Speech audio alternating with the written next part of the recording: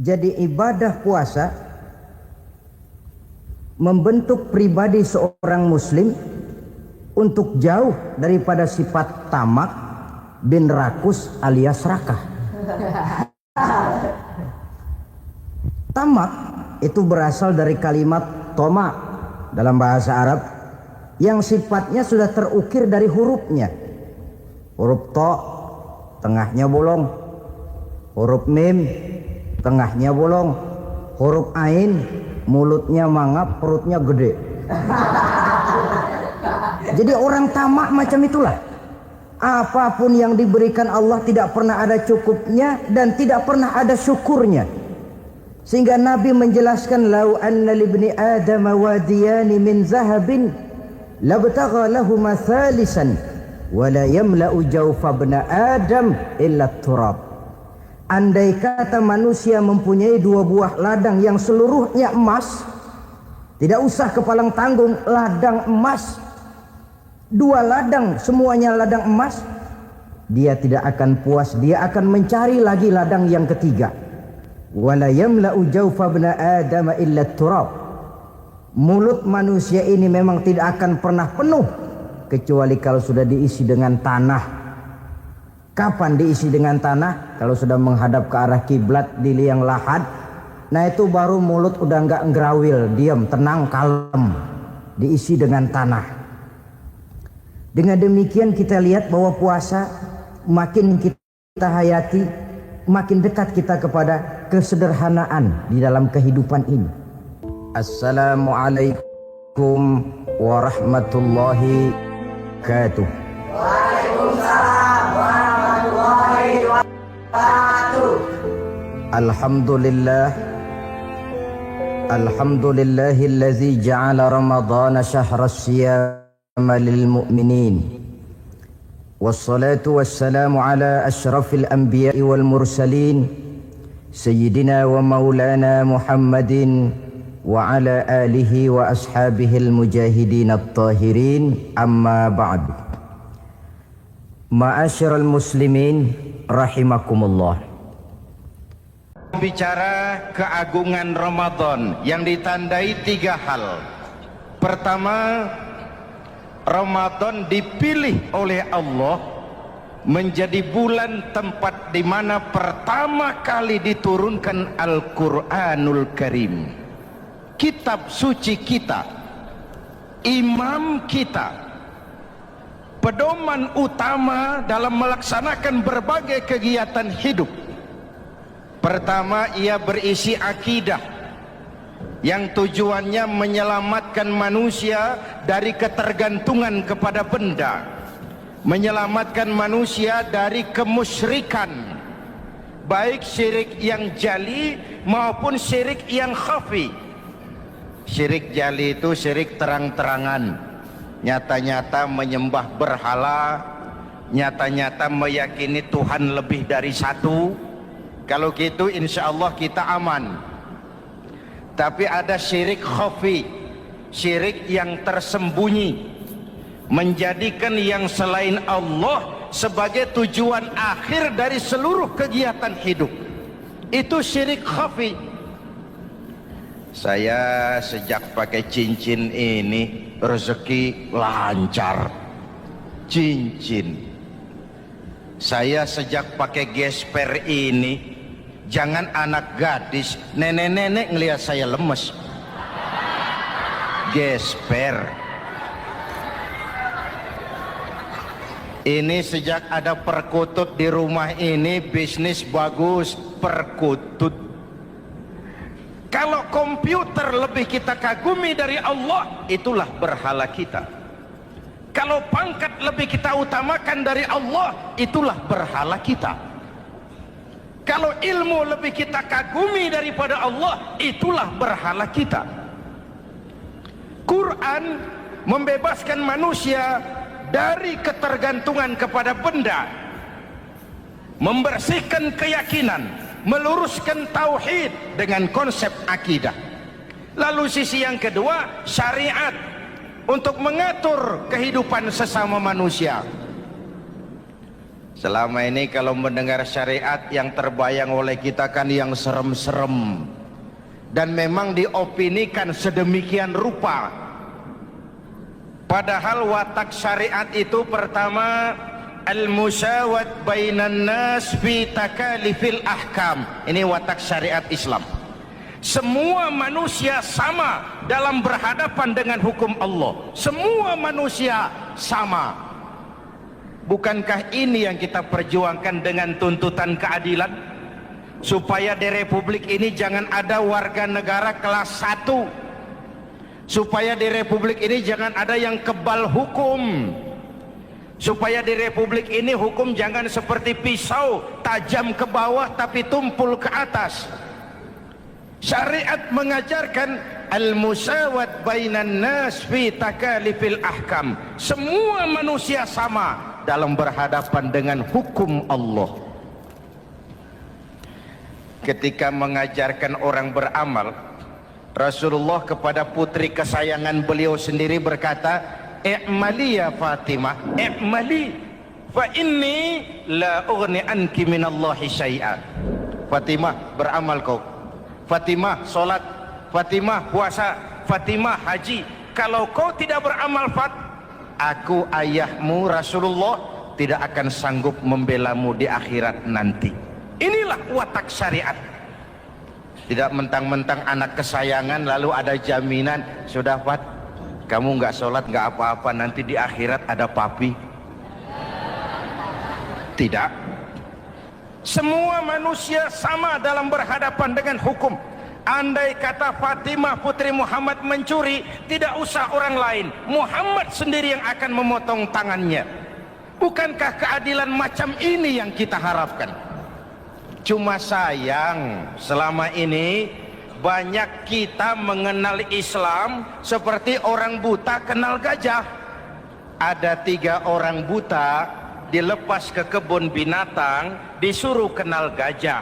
Saya yakin laporannya lain-lain. Orang buta pertama bilang, "Pak, gajah tipis lebar kayak kipas." Kenapa? Dia baru pegang telinganya. Orang buta kedua ngotot, "Goblok itu Pak. Yang betul saya, gajah kecil panjang kayak ular." Kenapa? Yang dia pegang ekornya. Orang buta ketiga lebih marah, dua-duanya tolol Pak. Yang betul itu saya, gajah tinggi besar seperti pohon kelapa. Karena yang dia pegang kakinya. Beginilah kita mengenal Islam. Seperti orang buta kenal gajah, frame of reference, kacamata pandangannya tidak total. Baru kenal kaki gajah sudah sok tahu gajah. Baru kenal telinga gajah sudah sok kenal gajah. Kemana-mana pidato, saudara-saudara, gajah tipis lebar kayak kipas. Buat orang yang belum kenal gajah, dia menyesatkan. Buat orang yang sudah tahu gajah, senyum di kulum. "Oh, kau baru kenal kupingnya kok." Begitulah kadang-kadang kita baca Quran, ayatnya yang keras. Kesannya Islam itu sangar, Islam itu sadis, Islam itu perang. Di sisi lain ada yang adem, sejuk, lalu lahir generasi feminim. Buat saya yang terpenting semua kita perlu. Rasul mengajarkan, la takun ratban fatuksara wala yabisan fatuksara. Jangan lemah, nanti kau diinjak orang, tapi jangan keras, nanti kau dipatahkan orang. Hadirin yang saya hormati, lalu syariat juga punya at-tadrij fit tasri', tahapan dalam melaksanakan syariat. Oleh karena itu, Ramadan yang keagungannya ditandai dengan turunnya Al-Quran harus jadi momentum kembalinya kita kepada Al-Quran. Quran itu imam, kita ini makmum. Saya mau tanya, imam ikut makmum apa makmum ikut imam? Makmum ikut imam apa imam ikut makmum? Makmum ikut imam. Kalau Quran imam dan kita makmum, kita ikut Quran, jangan Quran diminta ikut kita. Imam ruku, kita ruku. Imam sujud, kita sujud. Imam i'tidal, kita i'tidal. Ke barat kata Quran, ke barat kita berangkat. Ke timur kata Quran, ke timur kita menuju. Halal kata Quran, ambil. Haram menurut Quran, tinggalkan. Kalau dia imam dan kita adalah makmum, mari berimam kepada Al-Quranul Karim. Yang kedua, keagungan Ramadan ditandai dengan perintah melaksanakan ibadah puasa. Para ulama menyebut puasa itu ibadah sirriyah, ibadah rahasia, ibadah abstrak. Tidak ada unsur sugesti. Kalau kita sholat, orang lihat. Kita sedekah, orang tahu. Kita pergi haji, satu kampung nganter. Kita puasa, cuma kita dan Allah. Pura-pura sholat, ketahuan Pak. Pura-pura sedekah, nggak bisa dong, apa yang disedekahin. Pura-pura haji, kemana perginya? Tapi pura-pura puasa, gampang. Keluar rumah, bibir lap yang kering, jalan lemesin dikit, ada angin miring, lemes amat puasa. Sirriyah, abstrak. Ibadah lain bisa dinilai, wah itu teman kita sodakohnya berani ya. Kok tahu kamu? Kelihatan dari jumlahnya. Itu sholatnya khusyuk ya. Kok ngerti kamu? Kelihatan dari geraknya. Tetangga sebelah itu rasa-rasanya hajinya mabrur ya. Kok ngerti kamu? Kelihatan dari tingkah lakunya setelah pulang haji. Kalau yang sebelah lagi itu haji tomat. Di Mekah tobat sampai kampung kumat. Ibadah lain kelihatan bisa dinilai, tapi puasa tidak bisa dinilai. Belum pernah saya dengar orang bilang, teman kita puasanya mantap betul ya. Kok tahu kamu? Beludah terus. Nggak ada hubungannya. Oleh karena puasa ibadah sirri, ibadah abstrak, maka yang terbentuk dari ibadah ini pertama keikhlasan. Ini sikap hidup yang paling penting. Orang lain mau puji atau tidak bukan soal. Orang lain mau dengar atau tidak bukan soal. Ini urusan saya dengan Allah. Dari ibadah sirri seperti ini terbentuk keikhlasan, dan itu penting. Ikhlas. Saya menyantuni yatim bukan karena disorot TV, bukan karena masuk majalah, bukan karena dimuat koran, karena Allah. Berpakaian ikhlas. Saya berpakaian ini karena perintah Allah menutup aurat, bukan karena tuntutan Ramadan. Kalau cuma tuntutan Ramadan, Ramadan saja bagus busana muslim. Selesai Ramadan kembali pusar merajalela. Menerima jabatan ikhlas, ini amanah dari Allah. Jabatan adalah alat untuk mengabdi, bukan cuma alat yang melahirkan kekuasaan dan fasilitas. Kalau kekuasaan dianggap sebagai fasilitas dan kekuasaan, maka yang lahir tentu akhirnya maling-maling baru, yang lahir rampok-rampok baru, yang dikuras ya harta negara. Hadirin yang saya hormati, ikhlas menerima jabatan dengan keyakinan ini amanah Allah, amanah akan dimintakan pertanggungan jawab. Ini alat untuk berbuat baik, ini alat untuk mengabdi. Kalau cuma digambarkan kekuasaan jabatan sebagai kekuasaan dan fasilitas, itu yang lalu banyak melahirkan rampok-rampok baru. Betul? Iya, kalau jabatan kan gajiannya jelas. Menteri gajinya jelas, anggota DPR gajinya jelas, presiden, wakil presiden gajinya jelas. Tetapi ketika fasilitas dan kekuasaan banyak memberikan hasil, jangan heran lalu muncul penjarahan terhadap kekayaan-kekayaan yang justru merupakan milik rakyat. Ikhlas dalam menerima jabatan, ikhlas dalam berbuat, ikhlas dalam beramal. Lalu yang kedua, jujur. Tadi siang saudara sholat zuhur apa tidak? Sholat. Yang sholat? Ya enggak. Sebelum sholat zuhur kan saudara berwudu. Waktu berwudu kan saudara berkemur, memasukkan air ke mulut. Umpama waktu berkemur saudara korupsi, dikit saja airnya saudara minum, jangankan hansip, jangankan satpam, jangankan polisi, teman sebelah pun tidak tahu kalau waktu berkemur kita korupsi. Kenapa kita tidak mau melakukan itu? Ada rasa malu kepada Allah. Alangkah positifnya kalau ini diterjemahkan dalam kehidupan. Sekarang kan kita berpikirnya Allah ditekan. Kamu korupsi ya? Iya, Tuhan kan tahu. Biarin, Tuhan mah tahu, nggak ribut. Nggak ribut katanya. Tapi kalau orang, 3 orang saja tahu, geger kantor. Bayangin, Tuhan aja ditekan, Tuhan diintimidasi, apalagi orang lain. Lahir etika otonom, daya kontrol yang paling ampuh yang muncul dari dalam jiwa kita sendiri. Sabahu ahadun au qatalahu falyakul inni shaim, inni shaim. Kalau ada orang mencaci maki dia, bahkan mengajak dia berkelahi yang menurut ukuran dia mesti menang, tapi karena puasa, maaf, saya bukan gak berani sama kamu, saya sedang puasa. Kalau mau berkelahi juga ntar aja habis buka, segeran dikit berantemnya. Ini shaim, maaf saya sedang berpuasa. Itu merupakan benteng. Orang itu kan kalau lagi puasa kondisi lapar, haus, temperamen kan tinggi. Sedikit tersinggung temperatur naik, sama marah gampang.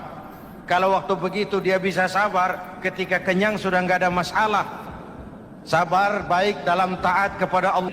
Kalau ibadah berpuasa kita baik, kita yang malam ini pasti bukan kita 20 hari yang lalu.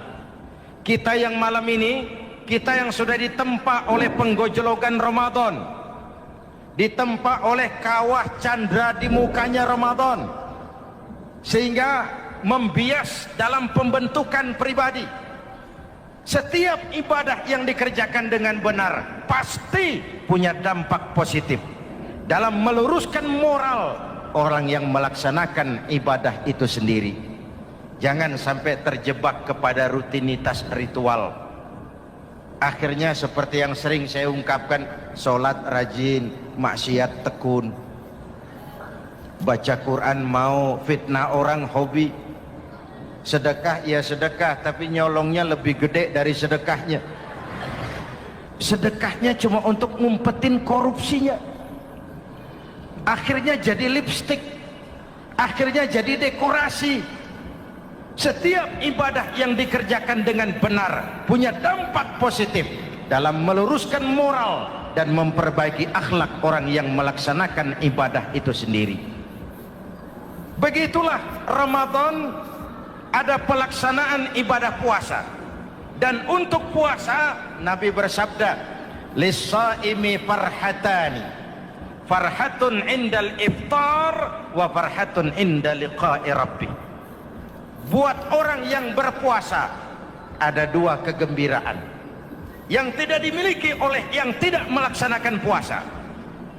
2 kegembiraan. Pertama, farhatun indal iftar, kegembiraan menjelang saat-saat berbuka. Hati itu besar, rasa optimisme, padahal bukanya cuma sama tempe, sama tahu, sama ikan asin. Tapi entah makin dekat maghrib hati makin berbunga, ada kebahagiaan yang tidak bisa diceritakan. Allahumma lakasumtu, ya Allah hari ini saya laksanakan perintahmu, saya lawan rasa nafsu, saya tempuh lapar, haus, saya tunaikan semua ini. Itu kegembiraan yang puasa.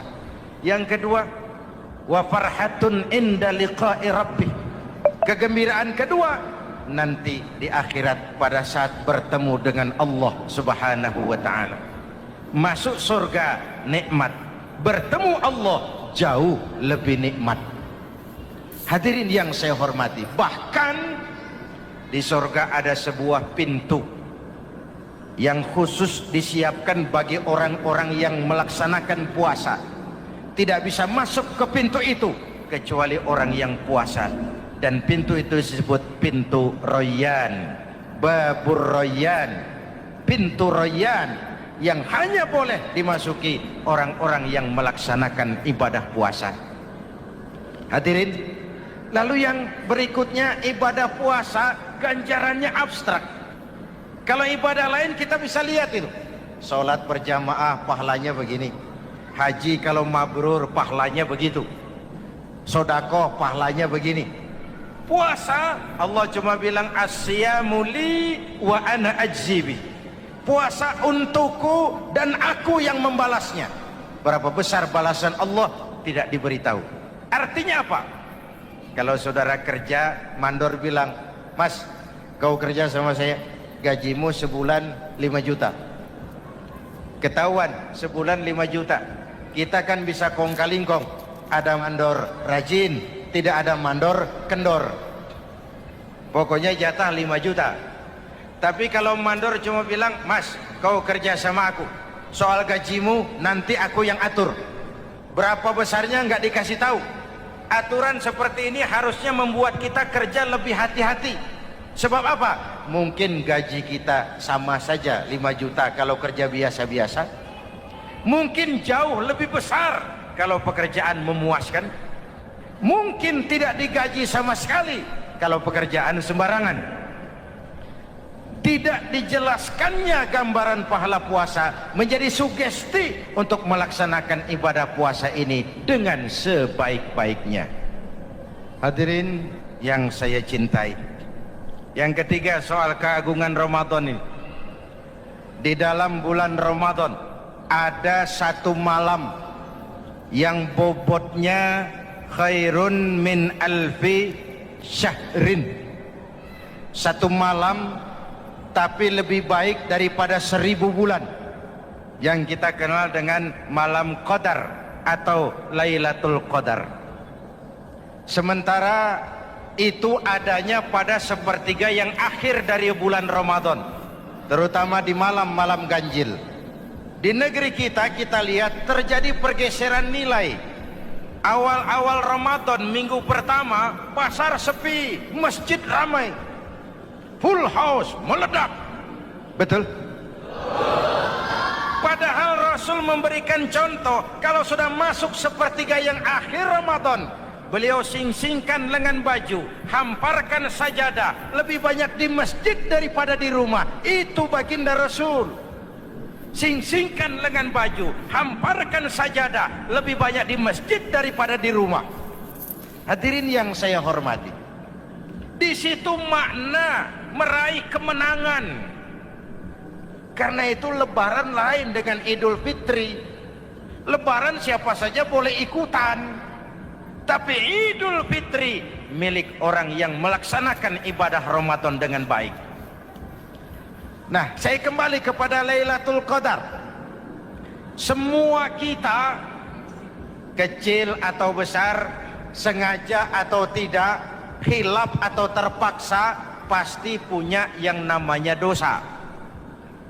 Di sini semua yang hadir nih, include saya, apa ada yang tidak punya dosa? Ayo, jujur. Apa ada di antara kita di sini yang nggak punya salah? Apa ada yang nggak punya dosa? Setiap kita, kecil, besar, sedikit, banyak, terlupa, terpaksa, pasti punya salah. Sekarang kalau mau hitung dagang, kita diberi umur 65, 40 tahun penuh dosa, lalu taubat 25 tahun. Menurut neraca hukum dagang belum seimbang. Dosa 40 tahun ditebus taubat 25 tahun. Menurut neraca hukum dagang. Untung Allah tidak dagang-dagangan kepada kita. Di Ramadan ini Allah ngobrol pahala. Di Ramadan ini Allah membuka pintu rahmah yang seluas-luasnya.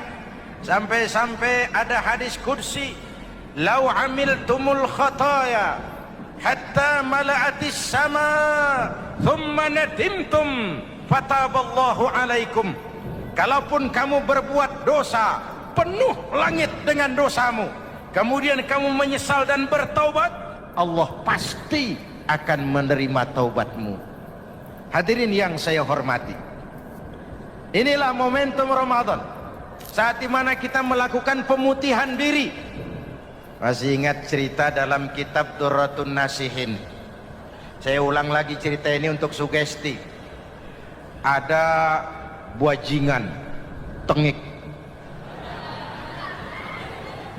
pernah membunuh 99 orang.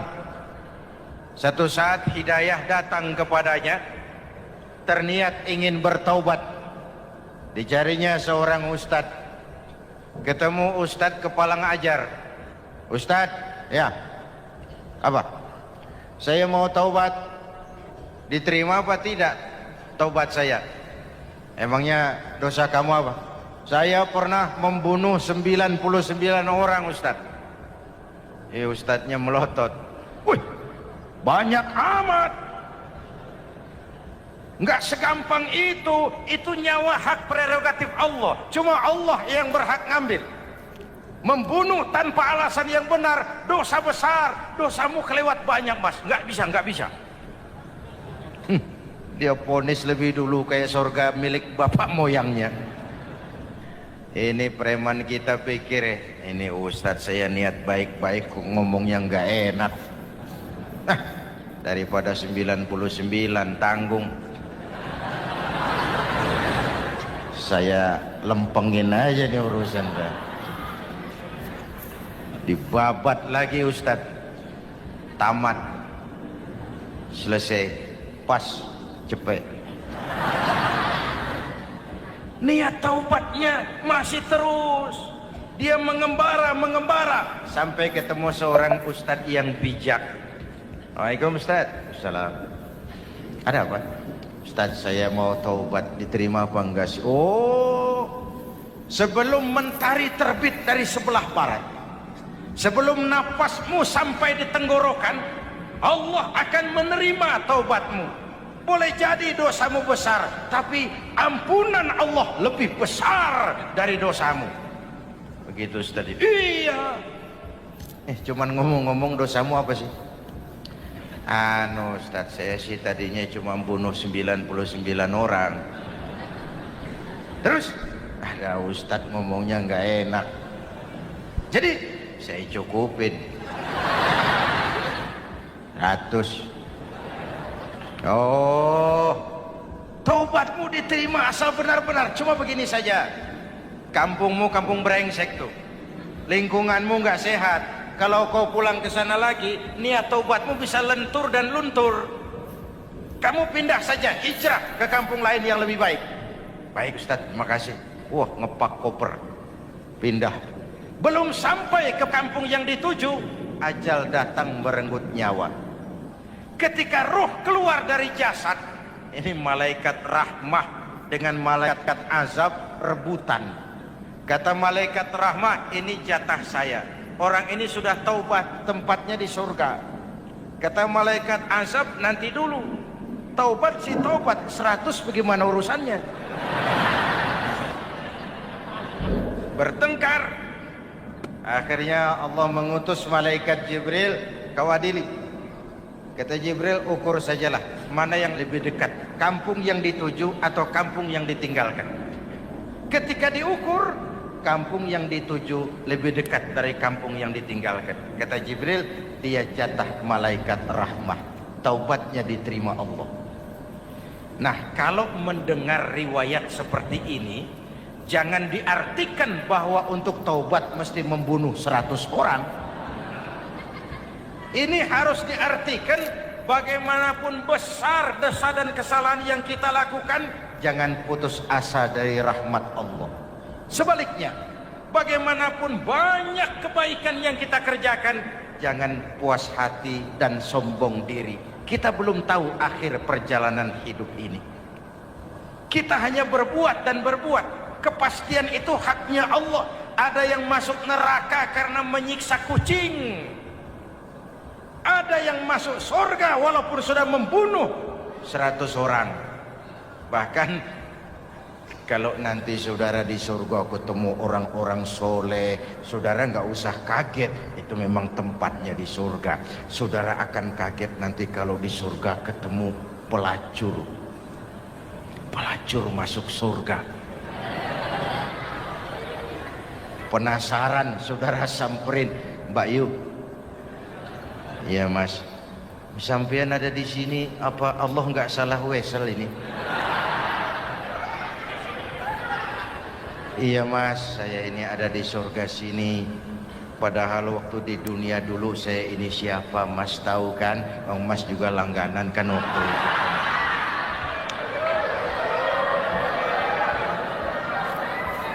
Tapi terus terang saja Mas, waktu di dunia itu saya terpaksa betul. Sejak lahir saya sudah yatim piatu. Sejak kecil sudah yatim piatu. Ada tetangga saya muslim sedikit kaya, tapi pelitnya 17 setan.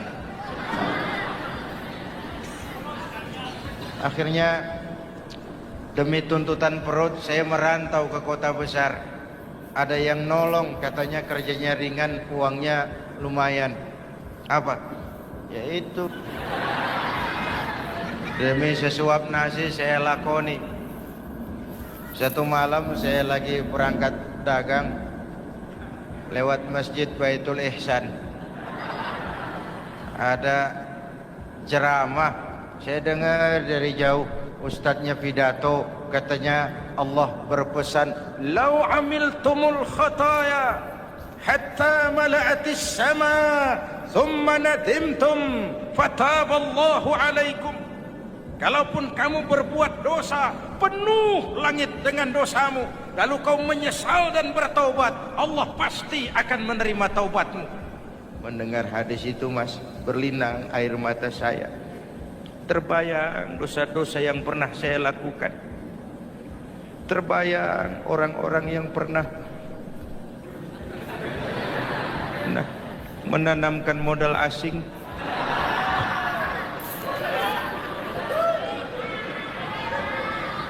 Dikala itu hidayah datang, saya niat taubat pulang kampung Mas, mudik. Lagi ngepak koper mau mudik, tamu datang, saya bilang mulai malam ini saya berhenti dagang. Taubat saya sebenar-benarnya, taubat saya diterima Allah. Walaupun mampir dulu, transit dulu di tempat lain, akhirnya saya sampai juga ke sini. Inilah Ramadan. Orang baik bukan orang yang tidak pernah salah, karena tidak ada orang yang tidak pernah salah. Orang baik kalau dia berbuat salah, dia segera sadar, dijadikannya sebagai pelajaran untuk tidak diulanginya lagi di masa yang akan datang. Maka Nabi berpesan, tuba liman syaghalahu aibuhu an uyubin nas. Beruntung benar orang yang kekurangan dirinya menyebabkan dia sibuk sampai tidak sempat mencari-cari kekurangan orang lain. Tapi celaka benar orang yang terlalu sibuk mencari-cari kekurangan orang lain sampai lupa dengan kekurangan dirinya sendiri. Hadirin, karena itu menurut Al-Imamul Ghazali, Lailatul Qadar itu malam istimewa. Adanya pada sepertiga yang akhir di malam-malam ganjil, 21, 23, 25, 27, 29. Tetapi yang ingin mendapatkan Lailatul Qadar harus berjaga-jaga sejak awal Ramadan. Nggak bisa pakai ilmu ngancem. Wah ini 21 malam nih, nggak keluar-keluar dari masjid. 22 libur, 23 absen lagi. Nggak bisa seperti itu. Ingin mendapatkan Lailatul Qadar harus berjaga-jaga sejak awal Ramadan. 1000 bulan kira-kira 83 tahun. Rata-rata umur orang sekarang kita ini jarang yang sampai 83. Jarang. Kalau menyontoh Rasul jatah kita 63. Hadirin yang saya hormati, sehingga dikatakan itulah fasilitas yang diberikan Allah kepada umat Muhammad ini. walaupun umurnya relatif pendek, tapi amaliyahnya tidak kalah dengan umat zaman dulu. Benar, Nabi Nuh umurnya 950 tahun. Ibadah umatnya berarti panjang, tetapi mereka tidak ada Lailatul Qadarnya. Benar, Nabi Adam umurnya panjang 2000 tahun, umatnya rata-rata sekian, tetapi tidak ada nilai tambah yang diberikan Allah kepada mereka. Kita umat Muhammad ini umur relatif pendek. Kalau nyontoh Nabi 63 tahun, betul. Tapi bayangkan, ada Lailatul Qadar yang nilainya khairun min alfi syahrin, lebih baik daripada 1000 bulan, dan 1000 bulan 83 tahun. Kalau 10 tahun berturut-turut memanfaatkan Lailatul Qadar, maka artinya umur kita sudah sama dengan umur umat Nabi Nuh alaihi salam. Kualitas ibadahnya yang saya maksud. Tugas kita memanfaatkan peluang-peluang seperti ini dan mengisinya dengan berbagai kegiatan-kegiatan ibadah. Mumpung Allah menyediakan itu buat kita bersama. Tahun depan nggak ada jaminan kita ketemu Ramadan lagi. Karena itu mumpung senyampang ini diberikan kesempatan memasuki minggu-minggu 10 yang terakhir dari Ramadan, sing-singkan lengan baju, hamparkan sajadah, dan berusaha lebih banyak di masjid daripada di rumah. Hadirin yang saya hormati, dari pembicaraan singkat yang saya sampaikan, Ramadan menjadi agung oleh karena 3 hal. Pertama, ia dipilih menjadi bulan tempat di mana pertama kali diturunkan ayat-ayat suci Al-Quran. Karenanya Ramadan disebut juga sebagai Syahrul Quran, bulan Al-Quran. Karenanya Ramadan juga kita lebih intens memasuki kehidupan Al-Quran sebagai makmum dan kita sebagai imam. Jika Quran adalah imam dan kita adalah makmum, maka konsekuensinya makmum harus ikut imam, bukan imam yang ikut makmum. Yang kedua, keagungan Ramadan ditandai dengan pelaksanaan ibadah puasa. Setiap ibadah yang dikerjakan dengan benar pasti punya dampak dalam memperbaiki moral, meluruskan akhlak orang yang melaksanakan ibadah itu sendiri. Maka bulan suci Ramadan menjadilah kawah candra di muka, menjadi bulan training, bulan latihan. Saya sering ibaratkan, Mike Tyson masuk latihan, keluar latihan, tinjunya makin hebat. Hewitt masuk latihan, keluar latihan, tenisnya makin canggih. Zinedine Zidane masuk latihan, keluar latihan, sepak bolanya makin hebat. Kalau latihan tiap hari, main kalah terus, orang kan ngomong, buat apa latihan? Kita sebulan penuh latihan supaya bulan-bulan sesudah Ramadan nanti kita jangan sampai kalah dalam permainan hidup ini. Hidup ini kan permainan. Ada yang sekarang ini main sebagai pedagang, main sebagai pejabat, main sebagai pengusaha, main sebagai seniman. Hidup ini permainan. Wa mal hadhil hayatud dunya illa lahwun wa la'ib. Ini cuma permainan. Senarionya sudah ditetapkan oleh sang sutradara Allah Azza wa Jalla. Ini permainan saja. Maka bermainlah sesuai dengan aturan main. Karena hidup memang permainan. Tapi jangan main-main. Walaupun ini permainan, bermainlah dengan benar. Jangan main-main. Kalau main-main, kalah. Sepak bola, permainan, main-main, kalah. Bulu tangkis, permainan, main-main, kalah. Hidup ini permainan, main dengan benar, main sesuai dengan aturan main, main-main, kalah. Hadirin yang saya hormati, karena itu 1 bulan untuk menghadapi 11 bulan sesudahnya. Yang ketiga, ditandai keagungan Ramadan dengan ada nuzulul Quran. Diberikan Allah kepada siapa saja yang dikehendakinya. Semoga ibadah yang sudah kita kerjakan kiranya diterima Allah. Yang masih akan kita kerjakan diberikan kita kekuatan zahir dan batin untuk dapat melaksanakannya dengan sebaik-baik.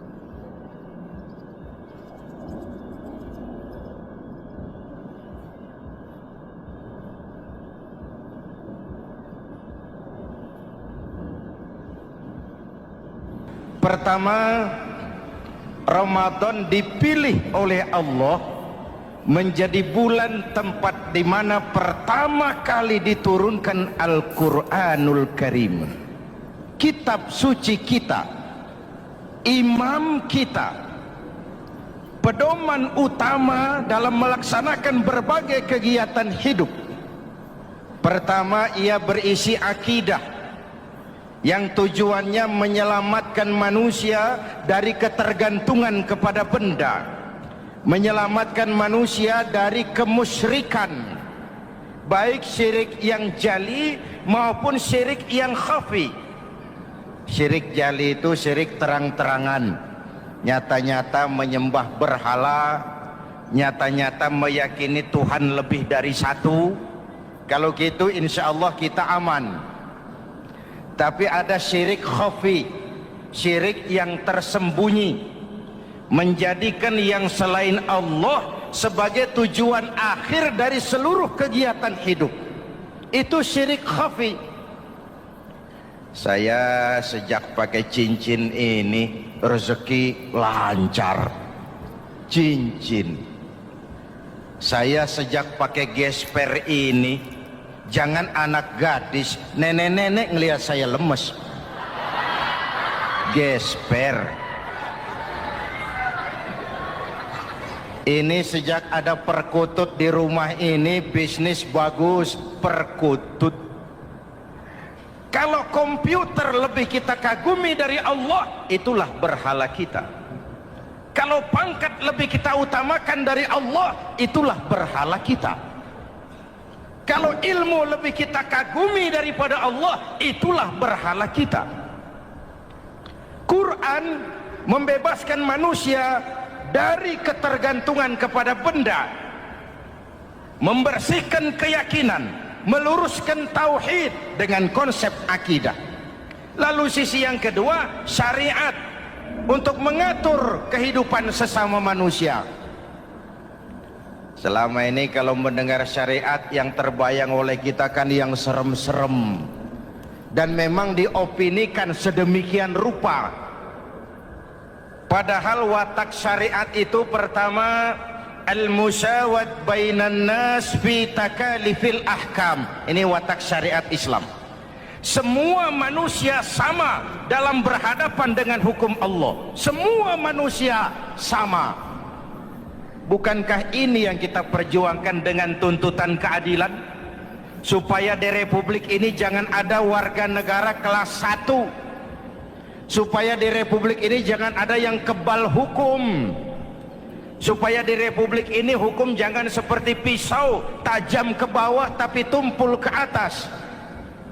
Syariat mengajarkan al-musawat bainan nas fi takalifil ahkam. Semua manusia sama dalam berhadapan dengan hukum Allah. Ketika mengajarkan orang beramal, Rasulullah kepada putri kesayangan beliau sendiri berkata, "I'mali ya Fatimah, i'mali fa inni la ughni anki minallahi syai'a." Fatimah, beramal kau. Fatimah, solat. Fatimah, puasa. Fatimah, haji.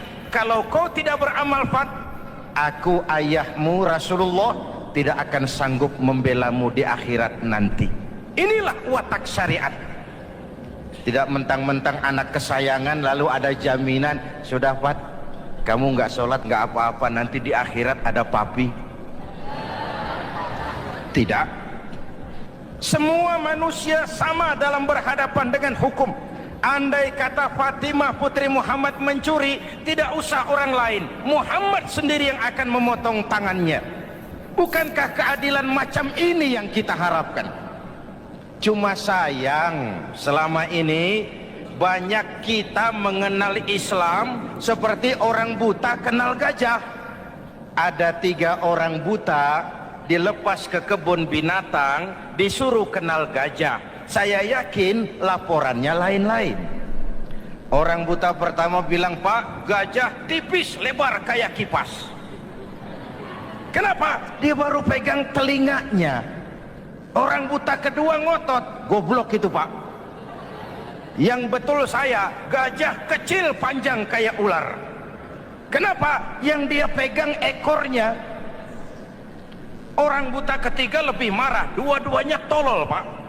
Yang betul itu saya, gajah tinggi besar seperti pohon kelapa. Karena yang dia pegang kakinya. Beginilah kita mengenal Islam. Seperti orang buta kenal gajah, frame of reference, kacamata pandangannya tidak total.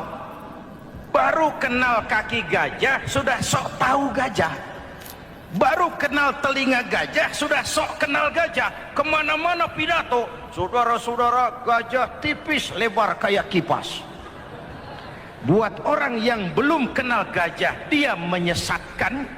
Buat orang yang sudah tahu gajah, senyum di kulum. "Oh, kau baru kenal kupingnya kok." Begitulah kadang-kadang kita baca Quran, ayatnya yang keras. Kesannya Islam itu sangar, Islam itu sadis, Islam itu perang. Di sisi lain ada yang adem, sejuk, lalu lahir generasi feminim. Buat saya yang terpenting semua kita perlu. Rasul mengajarkan, "La takun ratban fatuksara wala yabisan fatuksara." Jangan lemah, nanti kau diinjak orang. Tapi jangan keras, nanti kau dipatahkan orang. Hadirin yang saya hormati, lalu syariat juga punya at-tadrij fit tasri', tahapan dalam melaksanakan syariat. Oleh karena itu, Ramadan yang keagungannya ditandai dengan turunnya Al-Quran harus jadi momentum kembalinya kita kepada Al-Quran. Quran itu imam, kita ini makmum. Saya mau tanya, imam ikut makmum apa makmum ikut imam? Makmum ikut imam apa imam ikut makmum? Makmum ikut imam. Kalau Quran imam dan kita makmum, kita ikut Quran, jangan Quran diminta ikut kita. Imam ruku, kita ruku. Imam sujud, kita sujud. Imam i'tidal, kita i'tidal. Ke barat kata Quran, ke barat kita berangkat. Ke timur kata Quran, ke timur kita menuju. Halal kata Quran, ambil. Haram menurut Quran, tinggalkan. Kalau dia imam dan kita adalah makmum, mari berimam kepada Al-Quranul Karim. Yang kedua, keagungan Ramadan ditandai dengan perintah melaksanakan ibadah puasa. Para ulama menyebut puasa itu ibadah sirriyah, ibadah rahasia, ibadah abstrak, tidak ada unsur sugesti. Kalau kita sholat, orang lihat. Kita sedekah, orang tahu. Kita pergi haji, satu kampung nganter. Kita puasa, cuma kita dan Allah. Pura-pura sholat, ketahuan, Pak. Pura-pura sedekah, nggak bisa dong, apa yang disedekahin. Pura-pura haji, kemana perginya? Tapi pura-pura puasa, gampang. Keluar rumah, bibir lap yang kering, jalan lemesin dikit, ada angin miring, lemes amat puasa. Sirriyah, abstrak. Ibadah lain bisa dinilai, wah itu teman kita sodakohnya berani ya. Kok tahu kamu? Kelihatan dari jumlahnya. Itu sholatnya khusyuk ya. Kok ngerti kamu? Kelihatan dari geraknya. Tetangga sebelah itu rasa-rasanya hajinya mabrur ya. Kok ngerti kamu? Kelihatan dari tingkah lakunya setelah pulang haji. Kalau yang sebelah lagi itu haji tomat. Di Mekah tobat sampai kampung kumat. Ibadah lain kelihatan, bisa dinilai, tapi puasa tidak bisa dinilai. Belum pernah saya dengar orang bilang, teman kita puasanya mantap betul ya. Kok tahu kamu? Beludah terus. Nggak ada hubungannya. Oleh karena puasa ibadah sirri, ibadah abstrak, maka yang terbentuk dari ibadah ini pertama keikhlasan. Ini sikap hidup yang paling penting. Orang lain mau puji atau tidak bukan soal. Orang lain mau dengar atau tidak bukan soal. Ini urusan saya dengan Allah. Dari ibadah sirri seperti ini terbentuk keikhlasan, dan itu penting. Ikhlas. Saya menyantuni yatim bukan karena disorot TV, bukan karena masuk majalah, bukan karena dimuat koran, karena Allah. Berbagai fasilitas.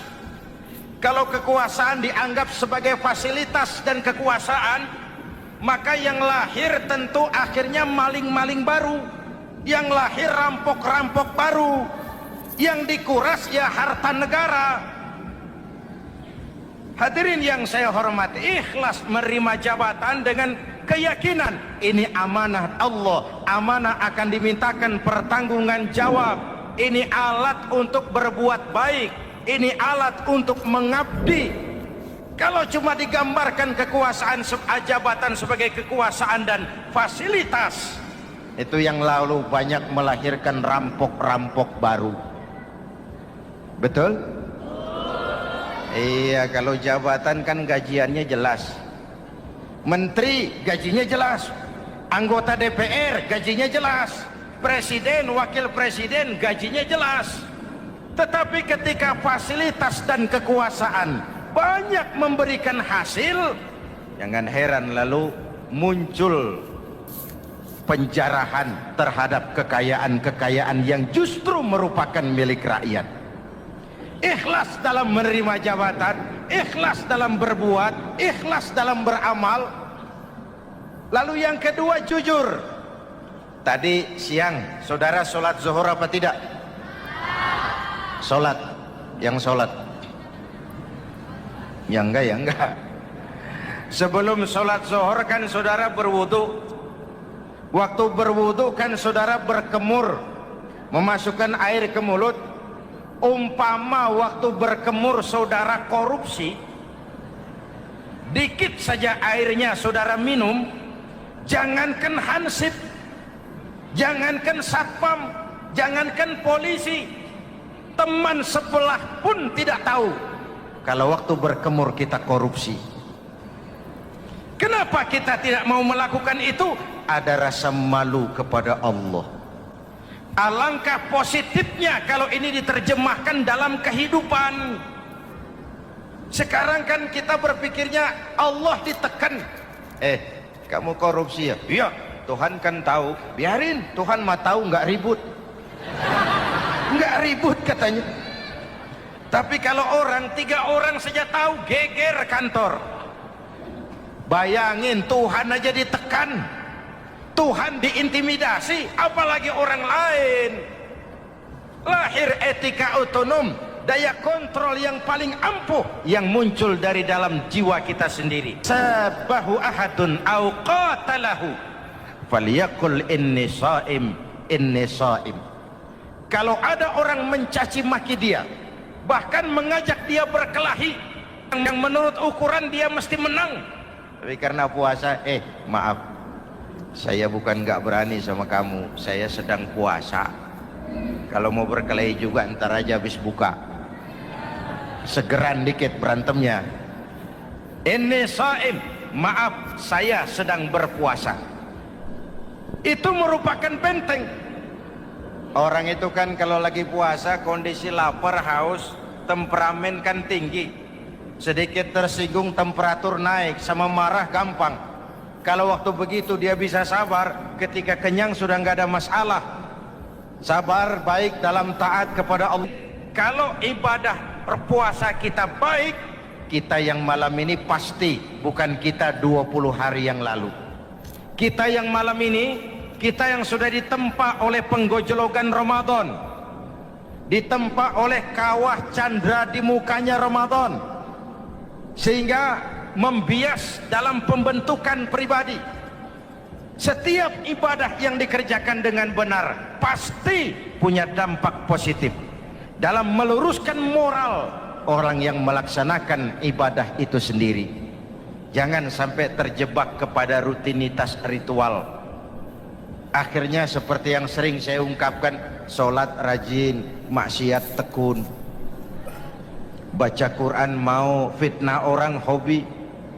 Sedekah ya sedekah, tapi nyolongnya lebih gede dari sedekahnya. Sedekahnya cuma untuk ngumpetin korupsinya. Akhirnya jadi lipstik, akhirnya jadi dekorasi. Setiap ibadah yang dikerjakan dengan benar punya dampak positif dalam meluruskan moral dan memperbaiki akhlak orang yang melaksanakan ibadah itu sendiri. Begitulah Ramadan, ada pelaksanaan ibadah puasa.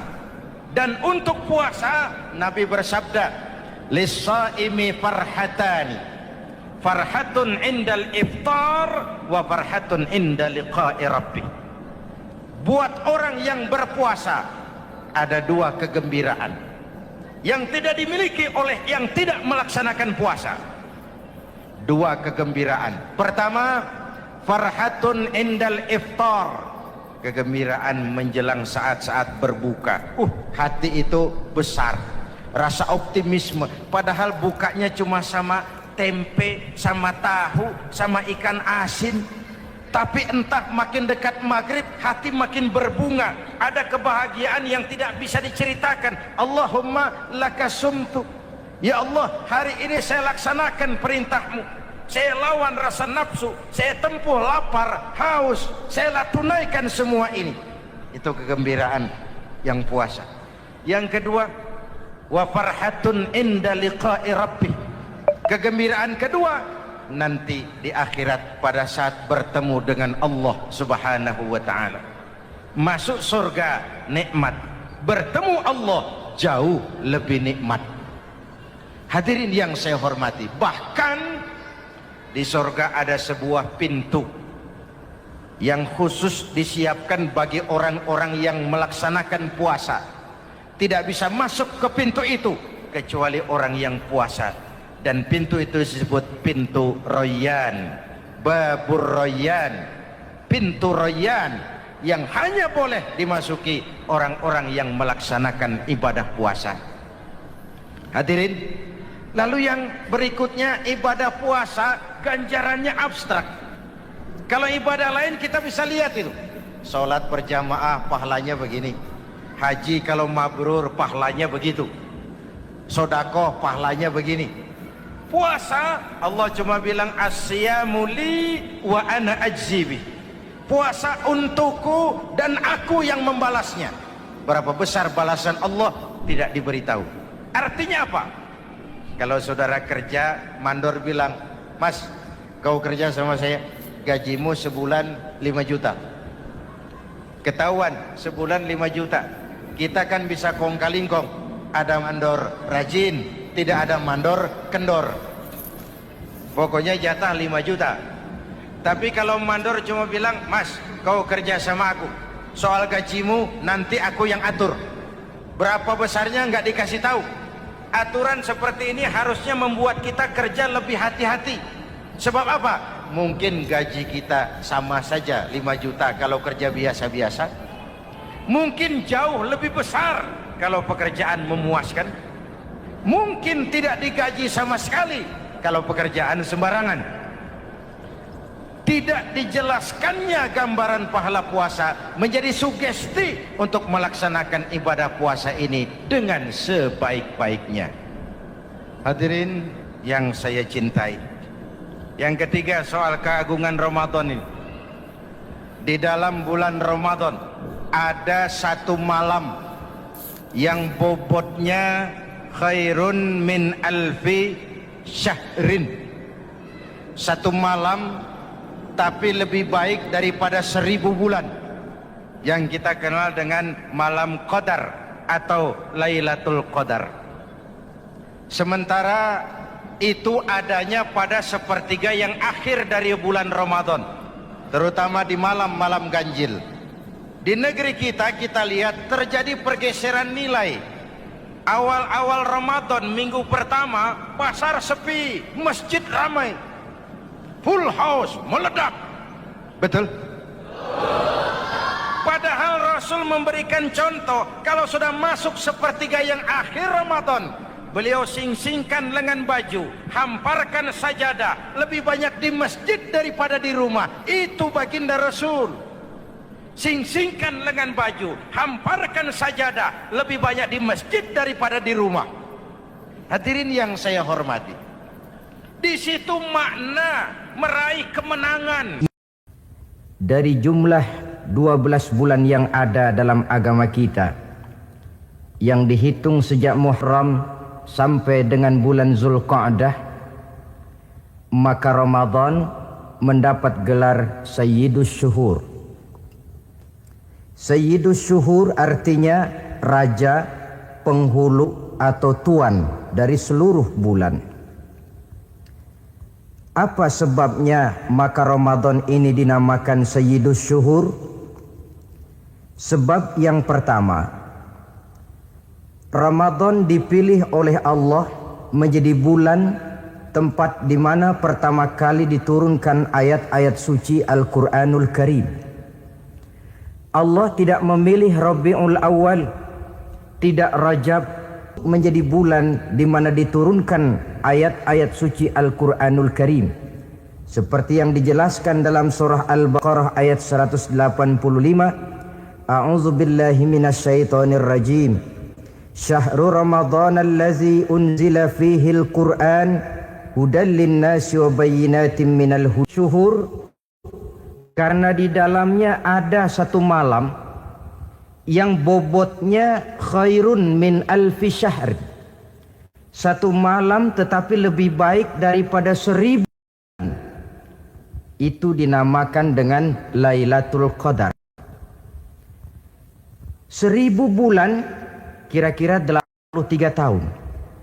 Nilai ibadah di malam itu lebih baik daripada nilai ibadah 83 tahun. Padahal umur orang sekarang kan jarang yang sampai 83 tahun. Bagaimana ini harus kita pahami? Ma'asyiral muslimin, sejak kita akil balik sampai kepada usia kita yang sekarang ini, kalau kita mau jujur bercermin, rasanya kita harus mengakui banyak dosa dan kesalahan yang pernah kita kerjakan. Kalau kita berbuat dosa 40 tahun, kemudian kita bertobat 20 tahun lamanya, kalau menurut rumus dagang, ini kan belum tertutup. Dosa 40 tahun ditebus dengan taubat 20 tahun. Tapi haruskah dosa tidak terampuni? Allah Subhanahu wa ta'ala Maha Penyayang. Disediakannya malam-malam yang istimewa, yang punya nilai khusus. Seolah-olah Allah berkata, hai manusia, kau tidak perlu putus asa. Bagaimanapun banyak dosa kau lakukan, bagaimanapun banyak kesalahan kau kerjakan, nih, aku sediakan satu malam khairun min alfi syahrin, lebih baik daripada 1000 bulan yang disebut dengan Lailatul Qadar. Kapan sih Lailatul Qadar itu? Menurut Al-Imamul Ghazali, Lailatul Qadar itu adanya pada 10 hari yang akhir di bulan Ramadan, terutama pada malam-malam ganjil. Malam 21, 23, 25, 27, dan 29. Tapi orang yang ingin menemukan Lailatul Qadar, dia harus sudah berjaga sejak awal Ramadan. Jadi nggak boleh pakai ilmu ngincer. Tahu ilmu ngincer? Tanggal 20 Ramadan nggak terawih, 21 terawih, 22 perek lagi, 23 masuk lagi, 24 nggak ke masjid. Temennya tanya, kenapa nggak ke masjid? Ini kan bukan malam ganjil, nggak turun Lailatul Qadar. Saya kira yang kayak begini dapatnya bukan Lailatul Qadar, boleh jadi Lailatul Qadar. Orang yang ingin menemukan Lailatul Qadar itu dia harus berjaga-jaga sejak awal Ramadan. Inilah di antara tugas kita, memanfaatkan waktu-waktu yang punya nilai istimewa. Itu ada dalam agama. Dalam setiap minggu ada hari istimewa. Dalam setiap hari ada jam-jam istimewa. Dalam setiap tahun ada bulan istimewa. Coba, dalam setiap minggu ada hari istimewa, hari Jumat. Dalam setiap hari ada jam-jam istimewa, sepertiga malam yang terakhir. Antara jam 2 sampai menjelang fajar di kala subuh, itu saat-saat istimewa.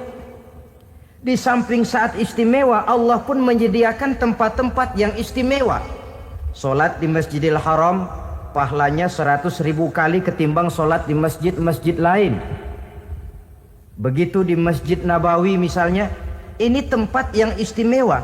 Lailatul Qadar waktu yang istimewa yang diberikan kepada kita untuk kita manfaatkan dengan sebaik-baiknya. Toh dalam kehidupan bernegara saja misalnya, kan pada setiap tanggal 17 Agustus itu presiden memberikan grasi ampunan kepada para entah itu tahanan politik dan sebagainya. Ada yang mendapat potongan tahanan. Waktu-waktu yang istimewa. Inilah sebab kedua kenapa Ramadan dinamakan Sayyidus Syuhur. Sebab yang ketiga, Ramadannya nilai kebajikan berlipat ganda adanya. Satu hadis menjelaskan, "Lau ta'lamu ummati ma fi Ramadan, latamannau an takuna as-sanatu kullaha Ramadan." Andai kata umatku tahu keistimewaan apa yang ada di dalam bulan suci Ramadan, niscaya mereka ingin agar sepanjang tahun isinya Ramadan saja. Apa sebabnya? Li'annal hasanata fihi mujtami'atun. Di dalam bulan Ramadan itu berkumpul segala macam kebajikan. Wa ta'atu maqbulatun. Segala perbuatan taat diterima oleh Allah. Wa da'awati mustajabatun. Segala macam doa dan permohonan dikabulkan oleh Allah. Wa dzunuba maghfuratun. Dan segala macam dosa diampuni oleh Allah Subhanahu wa ta'ala. Berlipat gandanya nilai kebajikan yang kita kerjakan di bulan suci Ramadan. Itu sebabnya kata baginda Nabi, "Man fariha bidukhuli Ramadan, haramallahu jasadahu 'alan niran." Siapa orang yang gembira dengan datangnya bulan suci Ramadan, Allah haramkan badannya dari api neraka. Gembira menyambut Ramadan artinya bagaimana? Apa Ramadan datang terus bakar petasan? Bukan. Pukul beduk? Bukan. Apa gunanya pukul beduk kalau nggak puasa? Apa gunanya bakar mercon kalau tidak melaksanakan ibadah di bulan suci Ramadan? Gembira menyambut datangnya Ramadan dalam arti mempersiapkan diri untuk melaksanakan ibadah dengan sebaik-baiknya di bulan suci Ramadan ini. Ma'asyiral muslimin rahimakumullah. Dalam bulan suci Ramadan ada perintah melaksanakan ibadah puasa. Apa istimewanya ibadah puasa? Pertama, yang dipanggil untuk melaksanakan puasa itu iman. Ini panggilan istimewa. Allah menyatakan, "Ya ayyuhalladzina amanu kutiba alaikumussyam." Hai orang-orang yang beriman, diwajibkan atas kamu berpuasa. Iman yang dipanggil untuk melaksanakan ibadah puasa. Contoh, satu hari di depan rumah kita lewat tukang pepaya, tukang duku, tukang duren. Kita panggil satu tukang pepaya, "Bang, pepaya, berhenti dulu sebentar." Kira-kira yang merasa tukang pepaya berhenti enggak? Berhenti. Ini tukang duku sama tukang duren berhenti enggak? Tentu tidak berhenti karena tidak dipanggil. Ini Ramadan yang dipanggil orang-orang beriman. Hai orang-orang yang beriman, berhenti dulu sebentar. Berhenti apa? Berhenti makan di waktu siang, berhenti minum di waktu siang. Yang merasa beriman, berhenti. Yang tidak beriman, langsung. Biar Ramadan siang-siang makan jalan terus, ngerokok ngelepus terus. Kenapa? Tidak beriman, tidak merasa terpanggil oleh ayat tadi. Sekarang tukang pepaya lewat di depan rumah, kita panggil, "Bang, pepaya, berhenti dulu." Dia dengar tapi nggak mau berhenti. Apa kita bilang? "Kang pepaya budak." Dipanggil nggak mau berhenti. Ini ada orang ngaku beriman kepada Allah, Ramadan dipanggil disuruh berhenti makan siang, nggak berhenti juga. Mukmin budak. Disuruh berhenti minum di waktu siang, nggak berhenti juga. Mukmin budak. Ini istimewanya puasa. Panggilan difokuskan kepada iman. Hai orang-orang yang beriman. Allah tidak bilang hai orang-orang yang sudah masuk Islam. Tidak. Ya ayyuhallazina aslamu. Tidak. Ya ayyuhallazina amanu yang dipanggil. Hai orang-orang yang beriman. Nilai nurani yang paling dalam itu yang dipanggil melaksanakan ibadah puasa. Lalu orang beriman yang bagaimana yang wajib puasa? Pertama, dia sudah balik. Yang kedua, berakal sehat. Yang ketiga, dia mampu berpuasa. Orang beriman macam ini balik, berakal sehat, mampu melaksanakan puasa. Kalau cukup syarat ini, dia wajib puasa. Kurang syarat, tidak wajib puasa. Jadi kalau di bulan Ramadan ada teman kita tidak puasa, jangan heran barangkali syaratnya kurang. Cukup dalam hati saja, ini orang kurang syarat, makanya nggak puasa. Pak, itu teman saya kok nggak puasa? Nggak puasa, nggak puasa. Dia bukan orang beriman kali ah. Orang yang tidak beriman itu tidak wajib puasa. Beriman kok Pak? Iman, tapi nggak puasa, nggak puasa. Belum balik kali ah.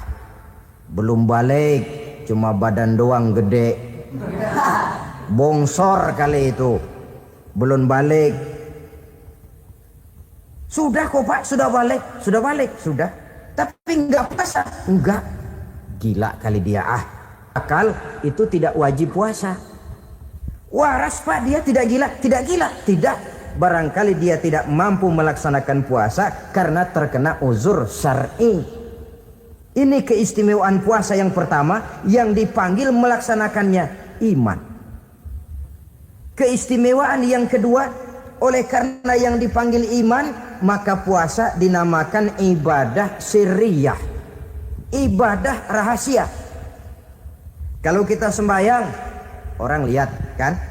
Lihat enggak? Lihat. Kita bayar zakat, orang tahu. Kita pergi haji, apalagi pergi haji, sekampung nganterin. Tapi kita puasa atau tidak puasa, yang tahu kan cuma kita dan Allah saja. Pura-pura sedekah, nggak bisa. Pura-pura sholat, ketahuan. Gerakannya mesti canggung. Pura-pura pergi haji, kemana perginya? Tapi pura-pura puasa, gampang. Namanya ibadah sirriyah. Bulan puasa jam 8 pagi makan. Keluar rumah bibir lap yang kering. Jalan lemesin dikit. Ada angin belaga miring. Temennya tanya, "Lu lemas amat, gue lagi puasa nih." Orang lain bisa dibohongi. Sebab puasa memang merupakan ibadah sirriyah yang tahu cuma kita dan Allah saja. Karena dia ibadah rahasia, puasa ini sulit terkena penyakit riya. Ibadah yang lain karena kelihatan orang, gampang kena penyakit riya, to show only. Sholat karena kelihatan orang, gampang kena penyakit riya. Karena saya jadi imam, misalnya di belakang saya lihat ada mertua, wah, saya bikinlah sembahyang saya mantap-mantap, pakai sorban, pakai siwak, bahasanya saya paseh-pasehin kayak orang 16 tahun di Mekah. Wah, usolli fardhal maghribi salasa raka'atin. Allahu Akbar. Surahnya saya cari yang panjang-panjang, paling pendek sabbihis sama wadduha. Akibat apa itu? Riya, di belakang ada calon mertua. Tapi kalau sholat sendirian dalam kamar, boro-boro pakai serban dan siwak, kadang-kadang kaos kutang saja cukup. Surahnya jangan sabbih sampai wadduha, langganannya inna a'toinakal kautsar sama qul huwallahu ahad. Karena sholat terlihat orang, mudah kena penyakit riya. Sedekah pun begitu. Mulanya niatnya cuma mau sedekah 5.000, karena ada orang yang disegani naik 10.000, yang 5.000 sudah karena orang. Jadi ibadah yang lain itu mudah terkena riya, tapi juga mudah dinilai orang. Kita bisa saja bilang itu orang sholatnya khusyuk ya. Kenapa? Kelihatan dari gerakannya. Itu orang hajinya mabrur ya. Kenapa? Kelihatan dari tingkah lakunya setelah pulang haji. Tuh orang sedekahnya berani ya. Kenapa? Ketahuan dari jumlahnya. Ibadah yang lain bisa dinilai, tapi puasa nggak bisa dinilai. Tuh orang puasanya mantap bener ya. Kenapa? Beludah melulu. Itu bukan ukuran. Itulah sebabnya dia dinamakan ibadah sirriyah, ibadah yang abstrak, yang tahu cuma si pelaksana dan Allah saja. Ini keistimewaan puasa yang kedua. Yang ketiga, saudara-saudara, kalau ibadah-ibadah yang lain, ganjaran pahalanya itu dijelaskan oleh Allah. Sedekah kalau ikhlas pahalanya begini. Haji kalau mabrur pahalanya ini. Sembahyang berjamaah pahalanya ini. Untuk puasa tidak. Puasa Allah cuma bilang as-siyamu li wa ana ajzi bihi. Puasa adalah untukku, aku yang akan membalasnya. Berapa besar balasannya tidak dijelaskan oleh Allah. Apa artinya ini?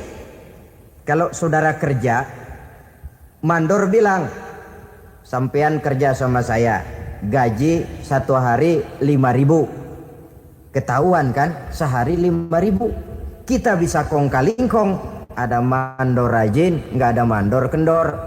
Pokoknya sehari 5.000. Tapi kalau mandor cuma bilang, kau kerja sama aku, gajimu nanti aku yang atur. Tidak dijelaskan, nanti aku yang atur. Ini kan mestinya kita kerja hati-hati. Sebab apa? Mungkin gaji kita lebih besar dari jumlah 5.000 kalau kerjaan memuaskan. Mungkin tidak digaji sama sekali kalau kerjaan berantakan. Tidak dijelaskannya pahala puasa menjadi sugesti bagi kita untuk melaksanakan ibadah ini dengan sebaik-baiknya. Mungkin gaji sangat besar, mungkin tidak digaji sama sekali. Sebab kata Nabi, kam min shaimin laisa lahu min siyamihi illa al-ju' wal 'atsy. Berapa banyak orang puasa, dia tidak memperoleh apa-apa dari puasanya kecuali lapar dan haus saja. Puasa sah, kewajiban gugur, nilai 0. Tidak dapat apa-apa kecuali lapar dan haus. Jadi inilah keistimewaan daripada ibadah puasa. Saudara hadirin yang saya hormati, kemudian apa sih perlunya kita melaksanakan ibadah puasa ini? Pertama, kita perlu melaksanakan ibadah puasa agar dalam hidup ini kita bisa mengendalikan hawa nafsu. Perut besar, tempat bersarangnya energi yang melahirkan gerak dan merupakan kendaraan utama daripada iblis. Mudah menimbulkan rangsangan yang namanya syahwat. Kalau itu kita kendalikan, maka langkah hidup ini akan menjadi lurus karenanya. Benar kalau Nabi menyatakan Iza jaa Ramadan futihat abwabus sama wa ghulliqat abwabun nar wa sufsidatis sayatin. Apabila datang bulan suci Ramadan, dibuka pintu langit, dibuka pintu surga, ditutup pintu neraka, dan diikat setan-setan itu. Siapa yang ikat setan? Puasa kita. Dengan puasa kita mengendalikan nafsu. Kalau nafsu kita kendalikan, setan nggak berkutik. Jadi yang mengendalikan nafsu itu nilai puasa. Nafsu terkendali, setan terikat. Kalau puasa, kalau nggak puasa, setannya ngebludak. Jadi jangan digambarkan, wah kalau bulan puasa setan dirantai. Rantainya kayak apa? Yang rantai siapa? Arti setan diikat di sini ialah nafsu dikendalikan. Dengan apa? Mengatur makan dan minum. Puasa kan sebenarnya logikanya mengatur perpindahan waktu makan dan minum saja. Apabila perut besar ini teratur demikian rupa, syahwat tidak menggelegak, dia terkendali. Dengan hidup pandai mengendalikan nafsu, iblis tidak berdaya dan tidak berkutik. Ma'asyiral muslimin rahimakumullah, Nabi bersabda, la yu'minu ahadukum hatta takuna hawahu taba'an lima ji'tu bih. Belum sempurna iman kamu kalau nafsumu belum ikut apa yang aku bawa. Yang dibawa Nabi tidak lain daripada syariat, termasuk di dalamnya pelaksanaan ibadah puasa. Karena itu saya pesan kepada seluruhnya, jangan kalau puasa kayak orang ngancem. Siang bisa mengendalikan nafsu, tapi begitu maghrib berbunyi, nafsu sudah tidak terkendalikan lagi. Itu namanya puasa orang ngancem. Kayaknya biarin siang gua tahan, ntar lo maghrib. Begitu maghrib berbunyi, sudah macam bendungan pecah. Semua isi meja pindah ke perut. Akhirnya kalau siang dia setengah mati kelaparan, habis buka setengah mati kekenyangan. Dua-duanya jelek. Kalau sudah kekenyangan, yang enak kan ngukur balik. Tidur. Maghrib liwat, isya out, trawek boten. Temennya nyamper ke masjid yuk terawih duluan deh, gua kenyang bener nih. Kenyang. Berbuka itu yang bagus pakai etik ya, etika buka itu. Maghrib berbunyi, cukup seteguk air, 3 butir korma atau sepotong kue. Sholat maghrib. Selesai sholat maghrib, masuk ronde kedua. Waktunya agak panjang, makan ala qadarnya. Selesai makan, berangkat ke masjid, isya tarawih. Pulang tarawih, masuk ronde ketiga. Waktunya panjang, mau habis-habisan juga nggak apa-apa. Tapi kalau begitu maghrib berbunyi langsung dipukul 1 ronde, kita yang rubuh. Kekenyangan. Waktu siang dia sanggup mengendalikan nafsu, tapi begitu maghrib berbunyi, nafsu sudah tidak terkendali lagi. Asar pengaruh puasa tidak akan membekas dalam jiwanya. Siang jelas puasa, nggak boleh ngerokok. Begitu maghrib sampai imsak kayak lokomotif, kelebul nggak berhenti. Tidak lagi sanggup mengendalikan diri, mumpung boleh katanya. Sampai pernah kejadian ada orang bangun sahur kesiangan, bingung dia waktunya tinggal dikit. Mau sahur dulu nggak keburu ngerokok, mau ngerokok dulu takut nggak keburu sahur. Akhirnya bareng, sebelah nyuap nasi, sebelah ngerokok. Itu macam mana rasanya kalau sudah kayak begitu itu. Padahal pengaruh daripada melaksanakan puasa akan terlihat dari sejauh mana seseorang dalam hidup mampu mengendalikan nafsu. Bukan pada waktu memang dilarang, tapi pada waktu diizinkan. Di situ yang paling kelihatan. Kalau waktu siang saudara mampu mengendalikan nafsu, itu jelas saja memang seharusnya wong puasa. Malam dalam keadaan makan boleh, minum boleh, masih mampu mengendalikan nafsu, dalam arti makan dan minum pada batas yang wajar saja. Itulah yang dikehendaki dari melaksanakan ibadah puasa. Sehingga ibadah itu membekas dan ikut membentuk kepribadian orang. Sekali lagi, jangan cuma waktu siang saja bisa mengendalikan nafsu. Di waktu malam pun dalam kondisi yang memang dihalalkan, kita juga hendaknya mampu mengendalikan nafsu.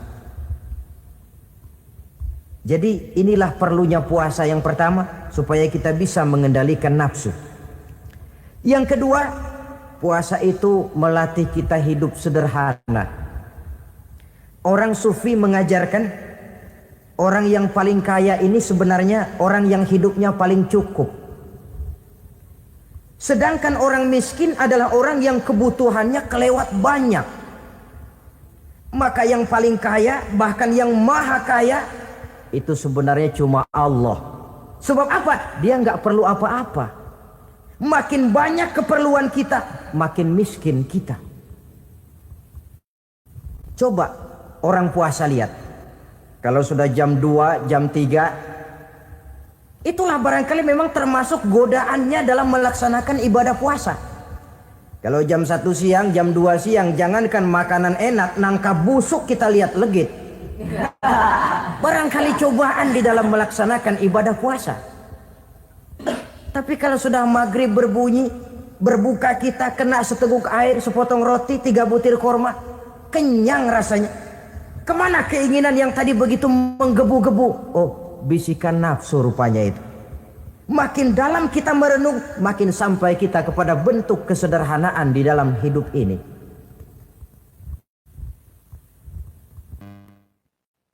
Jadi ibadah puasa membentuk pribadi seorang muslim untuk jauh daripada sifat tamak bin rakus alias rakah. Tamak itu berasal dari kalimat toma dalam bahasa Arab yang sifatnya sudah terukir dari hurufnya. Huruf to, tengahnya bolong. Huruf mim, tengahnya bolong. Huruf ain, mulutnya mangap, perutnya gede. Jadi orang tamak macam itulah. Apapun yang diberikan Allah tidak pernah ada cukupnya dan tidak pernah ada syukurnya. Sehingga Nabi menjelaskan, lau anna libni adam wadiyani min zahabin labtagha lahuma thalisan wa la yamla'u jawfa ibna adam illa turab. Andai kata manusia mempunyai 2 buah ladang yang seluruhnya emas, tidak usah kepalang tanggung, ladang emas, 2 ladang semuanya ladang emas, dia tidak akan puas, dia akan mencari lagi ladang yang ketiga. Wala yamla'u jawfa ibna adam illa turab. Mulut manusia ini memang tidak akan pernah penuh kecuali kalau sudah diisi dengan tanah. Kapan diisi dengan tanah? Kalau sudah menghadap ke arah kiblat di liang lahat, nah itu baru mulut udah nggak ngerawil, diam, tenang, kalem, diisi dengan tanah. Dengan demikian kita lihat bahwa puasa makin kita hayati, makin dekat kita kepada kesederhanaan di dalam kehidupan ini. Islam tidak melarang orang untuk kaya, untuk punya harta. Yang dilarang ialah sifat rakus, serakah, dan tamak. Karena ini akan membuat orang melakukan segala macam cara, ingkar kepada nikmat Allah, tidak pandai bersyukur, pandangan matanya selalu diarahkan ke atas. Dikala hidupnya sudah serba cukup, dia masih merasa kurang. Sebab itu dia selalu kurang. Dia sudah kaya tapi masih merasa miskin saja, maka hidupnya pun miskin terus. Saudara-saudara ma'asyiral muslimin, ini hikmah yang kedua kenapa kita perlu puasa. Yang ketiga, puasa itu melatih kita cinta kepada fakir miskin, orang-orang yang tidak mampu, yang memerlukan pertolongan. Bagaimana caranya? Dunia pendidikan berkata bahwa pendidikan akan lebih berhasil kalau bersifat audio visual. Mengajar anak berenang, bawa ke kolam. Mengajar anak naik sepeda, berikan sepedanya. Mengajar orang cinta fakir miskin, rasakan apa yang dirasakan oleh fakir miskin. Apa itu? Lapar, haus. Kan nggak bisa ngajarin anak berenang teori saja. Ke kolam nggak pernah. Teori hafal luar kepala. Gaya dada begini, gaya 200 meter begini, gaya kupu-kupu begini, gaya bebas begini. Teori hafal, ke kolam nggak pernah. Sekali terjun gaya batu. Sudah nggak timbul-timbul lagi.